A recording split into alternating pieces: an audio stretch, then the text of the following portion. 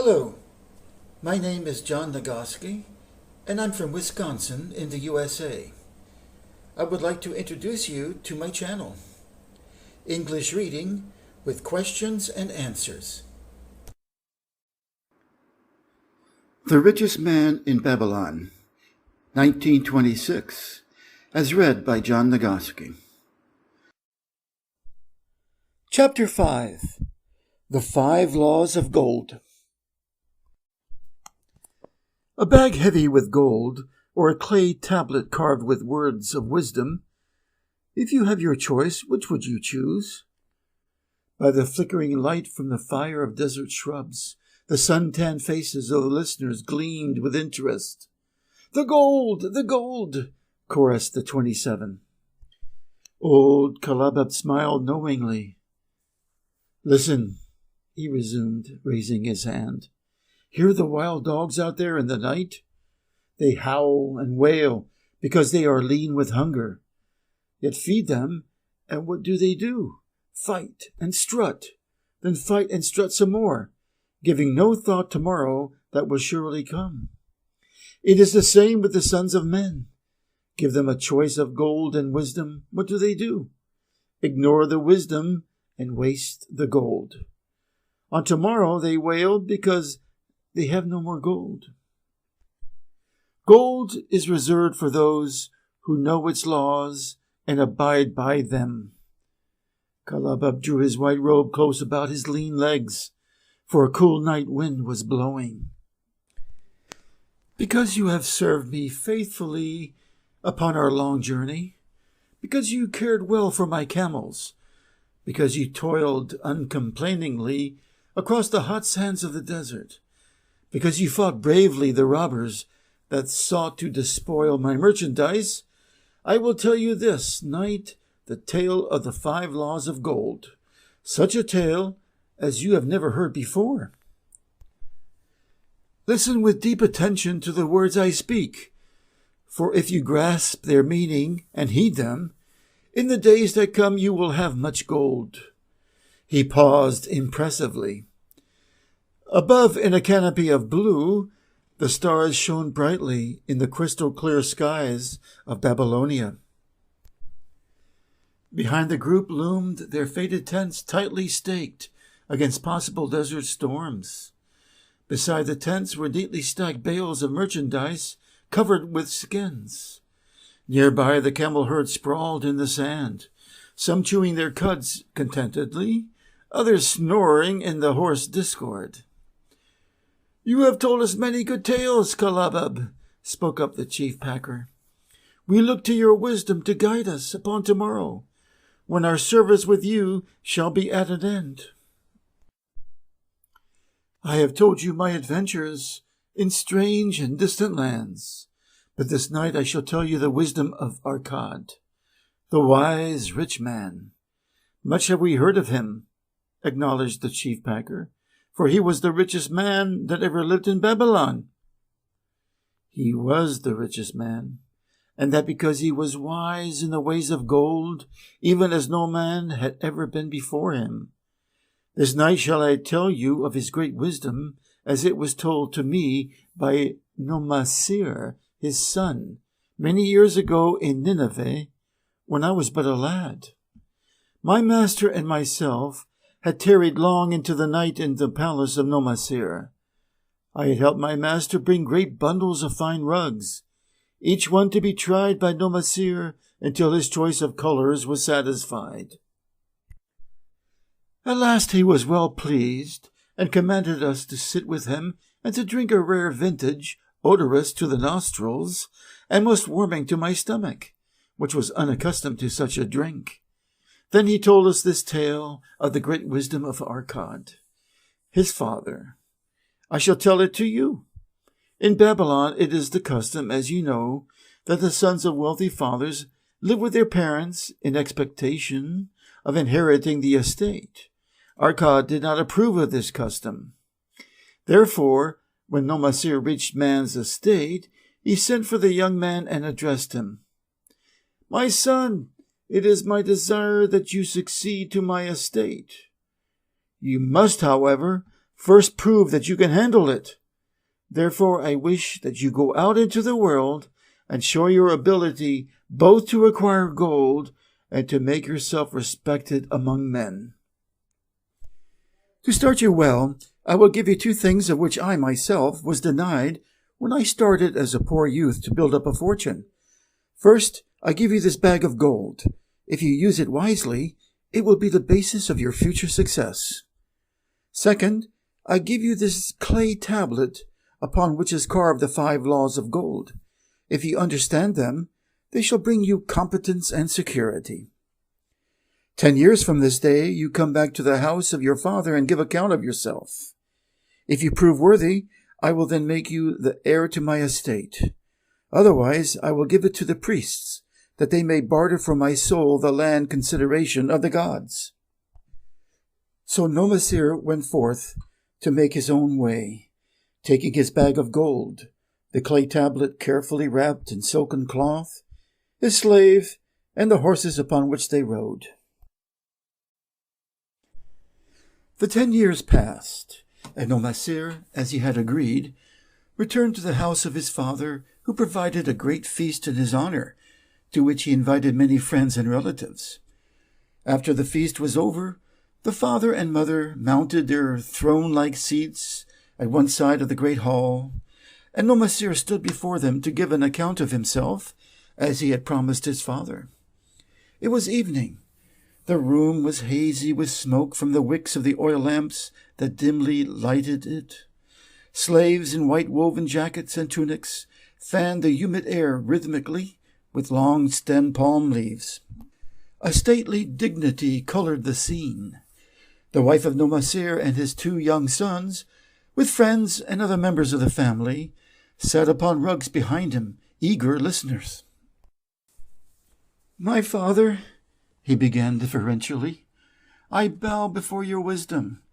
10 years ago, when I stood at the gates of manhood, you ordered me go forth and become a man among men, instead of depending on your fortune. You gave me liberally of your gold. You gave me liberally of your wisdom. I must admit of a disastrous handling. It fled, indeed, from my inexperienced hands, even as a wild hare flees at the first opportunity from the youth who captures it." The father smiled indulgently.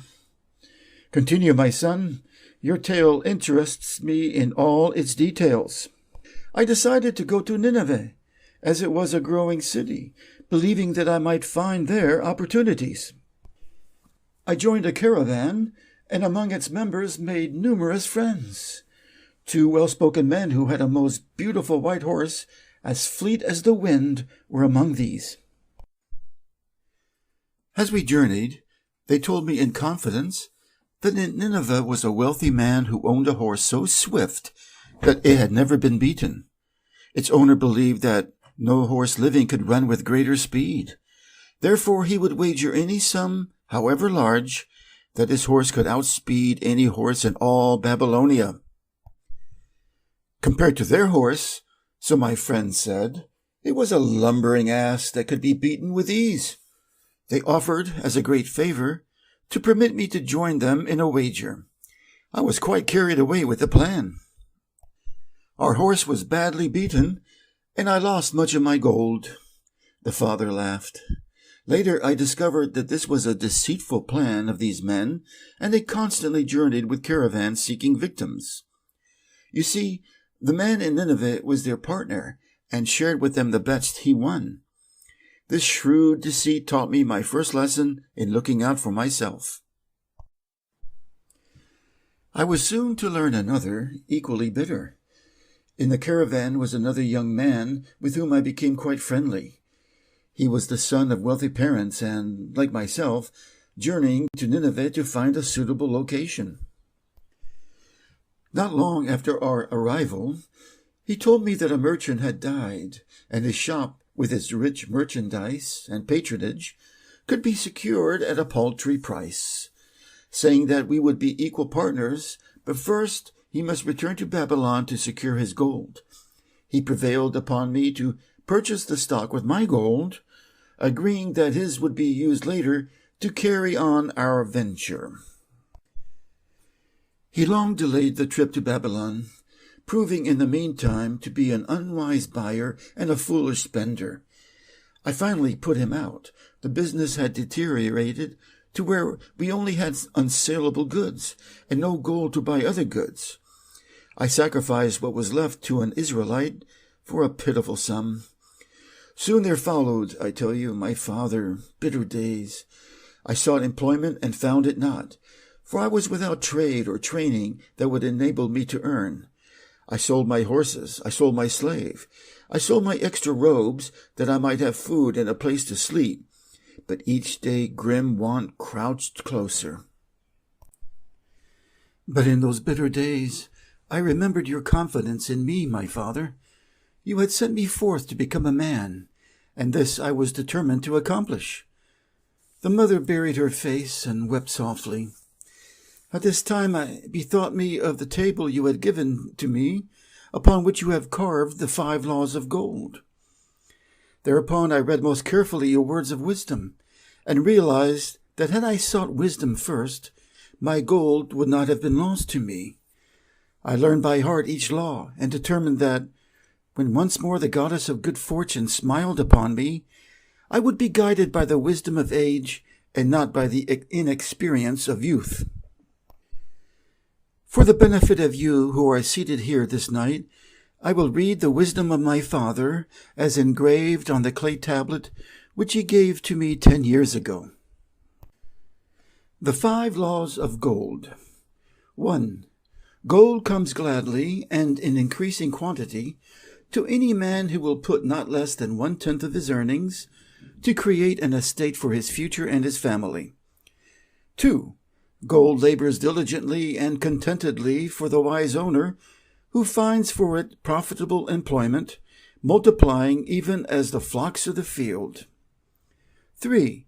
Gold clings to the protection of the cautious owner, who invests it under the advice of men wise in its handling. 4. Gold slips away from the man who invests it in businesses or purposes with which he is not familiar, or which are not approved by those skilled in its keep.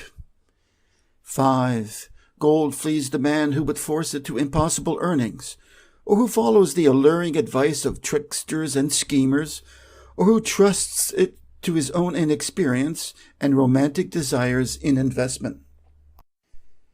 These are the 5 laws of gold, as written by my father. I do proclaim them as of greater value than gold itself, as I will show by the continuance of my tale. He again faced his father.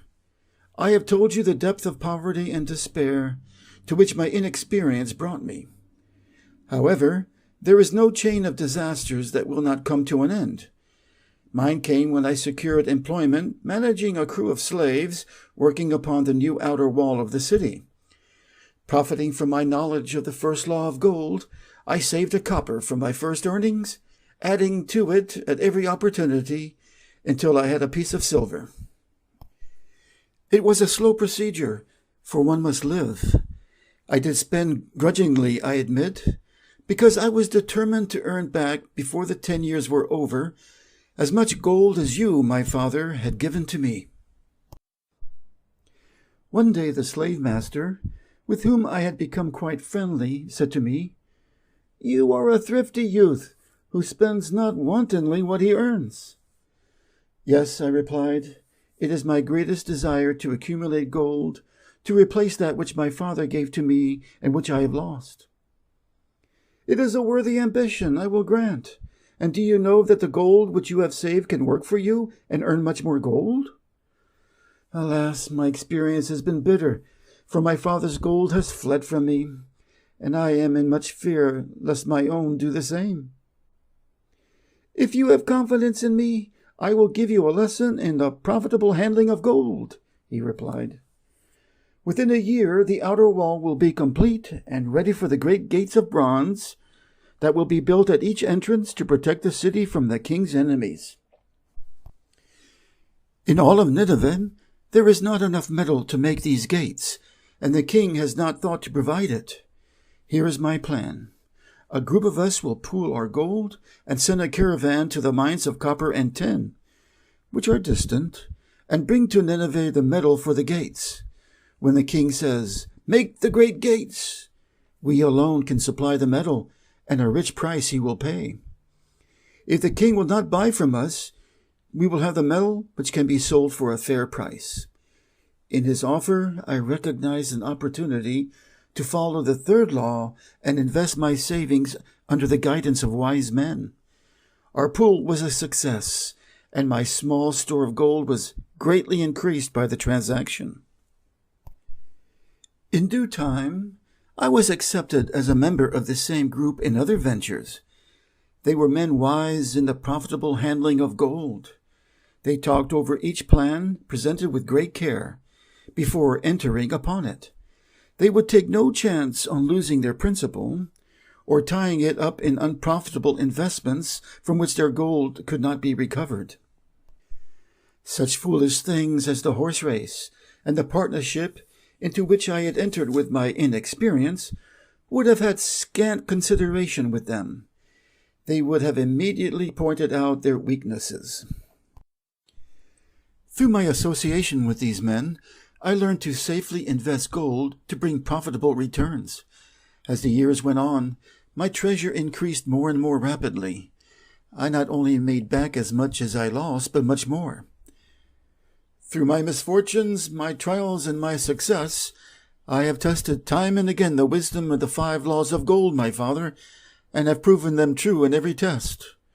To him who is without knowledge of the 5 laws, gold comes not often and goes away quickly. But to him who follows by the 5 laws, gold comes and works as his dutiful slave. Nomasir ceased speaking and motioned to a slave in the back of the room. The slave brought forward, one at a time, 3 heavy leather bags. One of these Nomasir took and placed upon the floor before his father, addressing him again. "You gave to me a bag of gold, Babylon gold. See, in its place, I do return to you a bag of Nineveh gold of an equal weight exchange, as all will agree. You gave to me a clay tablet inscribed with wisdom. See, in its stead, I do return 2 bags of gold." So saying, he took from the slave the other 2 bags, and likewise placed them upon the floor before his father. "This I prove to you, my father, of how much greater value I consider your wisdom than your gold. Who can measure in bags of gold the value of wisdom? Without wisdom, gold is quickly lost by those who have it. With wisdom, gold can be secured, as these 3 bags of gold prove. It does indeed give me the deepest satisfaction, my father, to stand before you and say that, because of your wisdom, I have been able to become rich and respected before men." The father placed his hand fondly upon the head of Nomasir. "You have learned well your lessons, and I am indeed fortunate to have a son to whom I may entrust my wealth." Kalabab ceased his tale and looked critically at his listeners. "What does this mean to you, this tale of Nomasir?" he continued. "Who among you can step in front of the 2 parents to tell how you make money? Do you still think an inconsistency of fate that makes men have much gold and others have nothing? Then you are wrong. Men have much gold when they know the 5 laws of gold and follow them. Because I learned these 5 laws in my youth and followed them, I have become a wealthy merchant. Not by some strange magic I accumulated my wealth. Wealth that comes quickly the same way. Wealth that stays to give enjoyment and satisfaction to its owner comes gradually, because it is a child born of knowledge and persistent purpose. To earn wealth is but a slight burden upon the thoughtful man. The 5 laws of gold offer to thee a rich reward for their observance. Each of these 5 laws is rich with meaning, and lest thou overlook this in the briefness of my tale, I will now repeat them. I do know them each by heart because in my youth I could see their value and would not be content until I knew them word for word. The first law of gold. Gold comes gladly and in increasing quantity To any man who will put not less than 1/10 of his earnings to create an estate for his future and his family.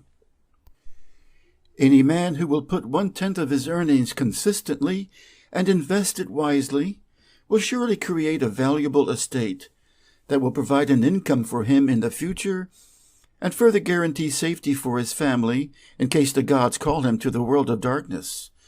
This law always says that gold comes gladly to such a man. I can truly certify this in my own life. The more gold I accumulate, the more readily it comes to me and in increased quantities.